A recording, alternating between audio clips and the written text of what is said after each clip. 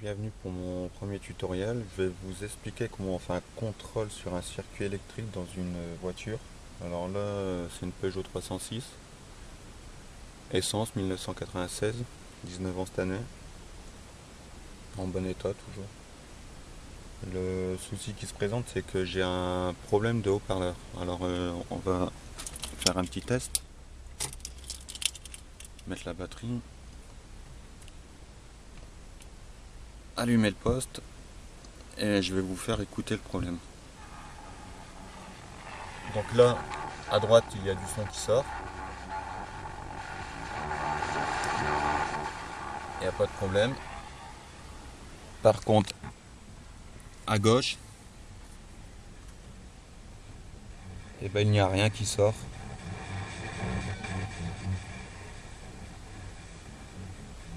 Donc voilà, du coup je vais démonter, faire un contrôle sur le haut-parleur pour voir s'il y a une continuité d'un multimètre. Donc voici les outils. Je vais utiliser un tournevis plat pour faire sauter la grille de protection.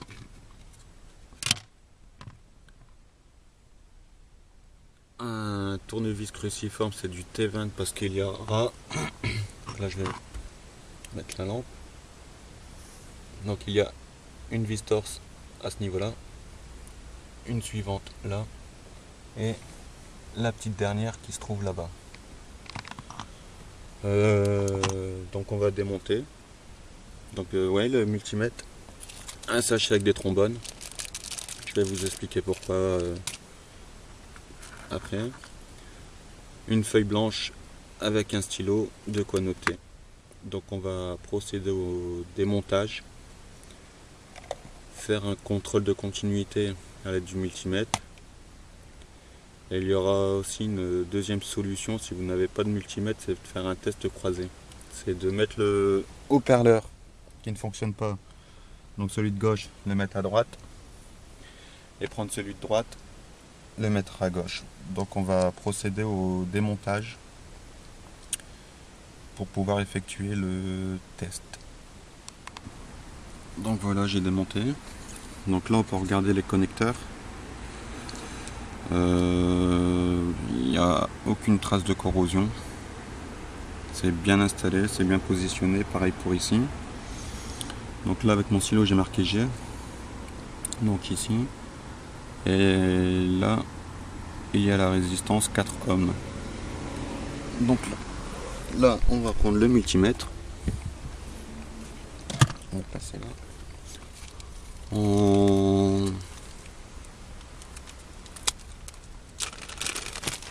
Je vais prendre deux trombones.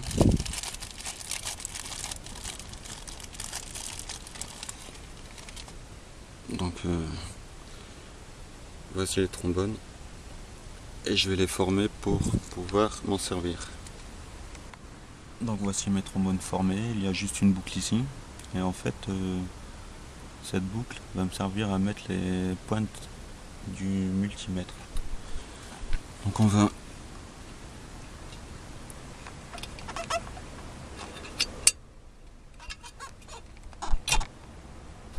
voilà, retirer les connecteurs.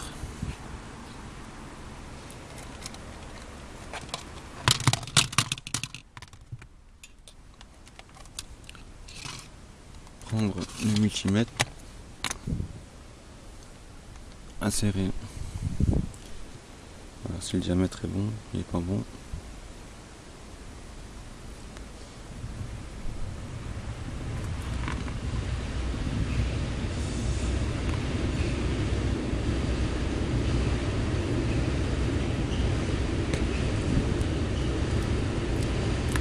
Donc voilà, une de placée. On va maintenant insérer la deuxième.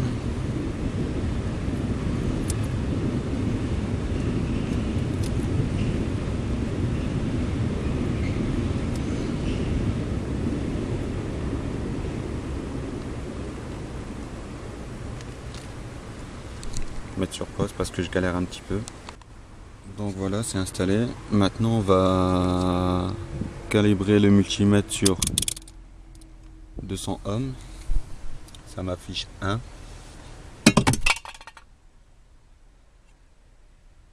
C'est pas grave. Et là on va faire un test de continuité.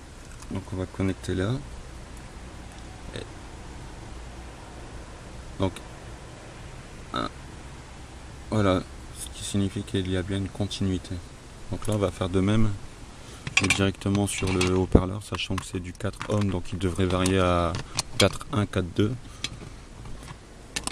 voire plus, je ne sais pas. Donc voilà, alors les fameuses pointes, pourquoi? Tout simplement pour les insérer dans des petits trous, là, et ça me permet d'avoir ma main libre.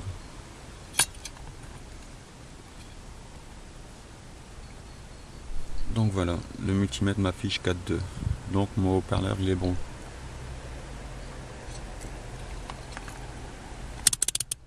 Donc pour ceux qui n'ont pas de multimètre, on va faire un test croisé. Donc je vais démonter le haut-parleur de droite et on va brancher tout ça. Donc voilà, le changement est fait. Donc là je suis bien à droite avec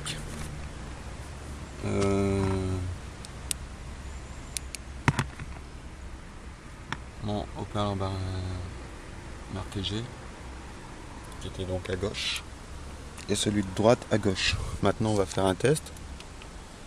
On va brancher, on va allumer le poste, la radio, mettre du volume. Donc voilà, à droite, le haut-parleur qui était à gauche fonctionne. Par contre, celui de droite qui fonctionnait tout à l'heure et qui est maintenant positionné à gauche ne fonctionne pas. Donc c'est un problème de faisceau. Et pour ça, on va faire pareil avec le multimètre, faire un contrôle de continuité entre cette partie-là à là, ou de cette partie-là à celle-ci. Si c'est pas de là à là, c'est forcément de là au connecteur du poste. Donc on va procéder au démontage d'ici pour pouvoir faire mon contrôle de là à là. Donc voilà, j'en ai profité pour remonter le côté droit pour être tranquille plus tard. Donc voilà, là j'ai démonté mon connecteur, donc c'est à visser. Désolé pour le bruit de fond et le camion routier qui passe. J'ai mis ma broche noire sur le fil rouge et le fil rouge correspond au fil jaune. Et donc là on va chercher après le fil jaune. Et quand on ne sait pas, eh ben on cherche avec le multimètre, donc 200. Et là on va chercher après. Alors là c'est un peu compliqué pour voir. Mais le but c'est de piquer chacun des fils.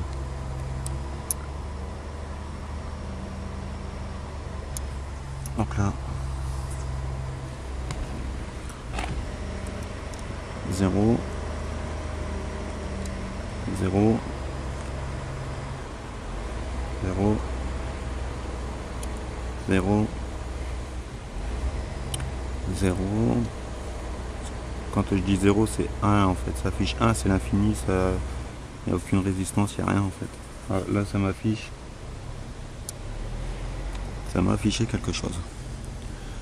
Ce qui fait que c'est celle-ci.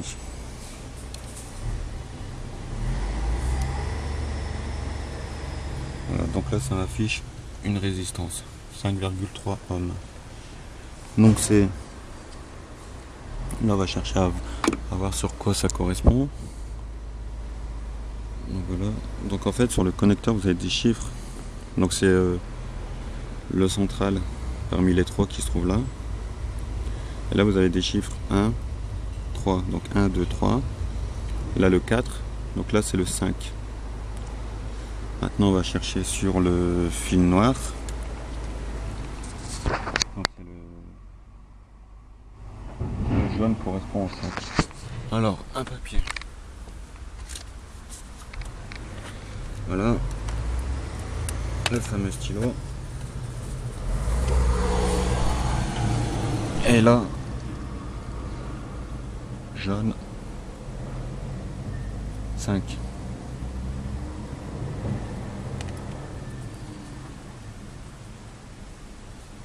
Le rouge. Alors le rouge. Soit c'est le 3, soit c'est le 4,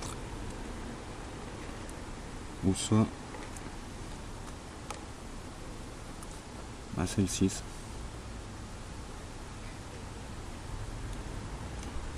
Donc là pareil, hein. Hop. Donc j'ai dit soit c'est le 3,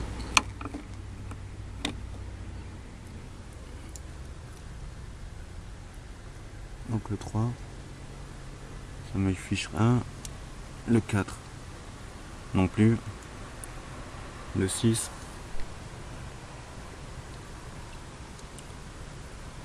ça m'affiche 0,9 ohms. Donc c'est le 6.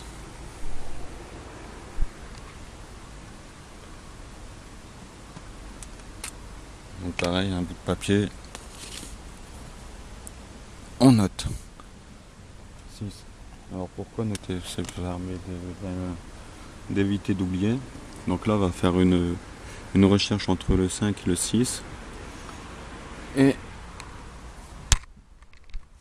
le connecteur du poste. Donc là il va falloir que je démonte le poste pour faire mes recherches. A tout de suite.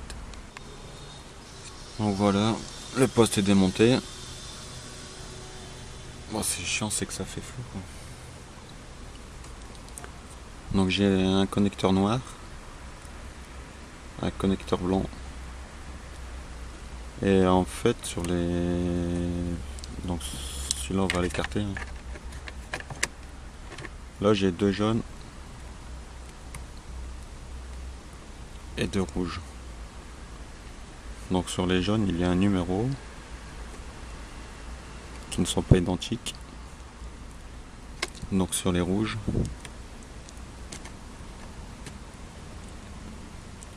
c'est pareil. Donc là on va retourner. Voilà. Donc là sur le fil rouge j'ai 800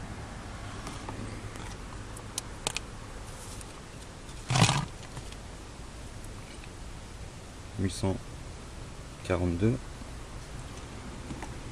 et sur le jaune j'ai 841 je dirais.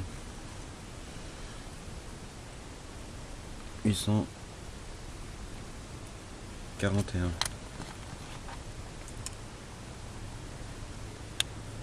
Donc voilà, j'ai pris une note. 841, 842. Donc là, ce que je vais faire, c'est que je vais retirer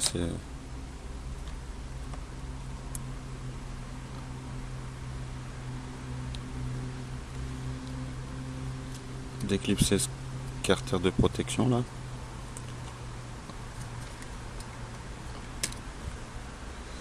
Voilà. Donc le jaune, j'ai dit 841 qui se trouve juste là. Donc c'est celui-ci. Elle est reliée là. Donc là on va prendre l'appareil, le multimètre.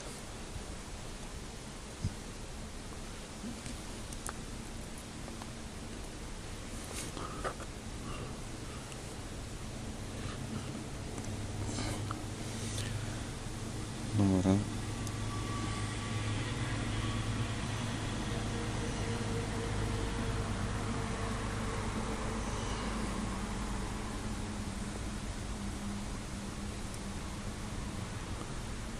Et on va le connecter donc sur cette partie là.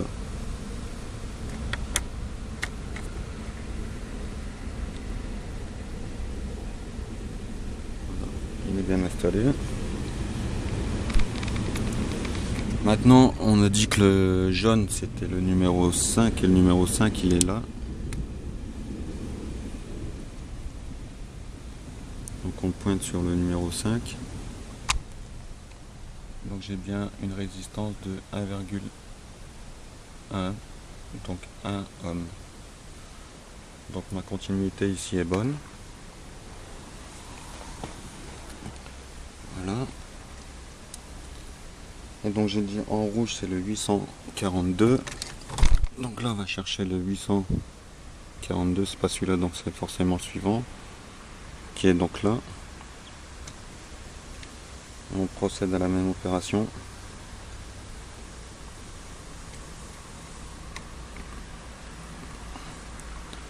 On pique, ça bien, ça tient.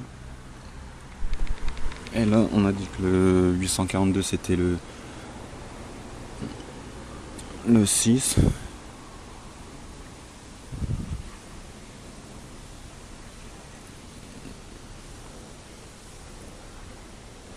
Donc on pique. Et là j'ai aucune résistance qui s'affiche. Ce qui veut dire que le fil rouge 842 est HS. Donc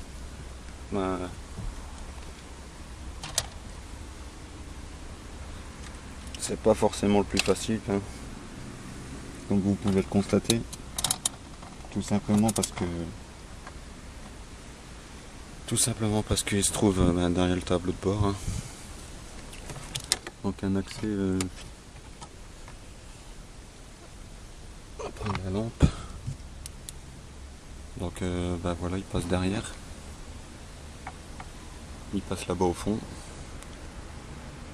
Donc je pense qu'il y aura un nouveau tutoriel sur le démontage du tableau de bord. De toute façon je vais en faire plusieurs parce que cette voiture j'ai l'intention de la refaire.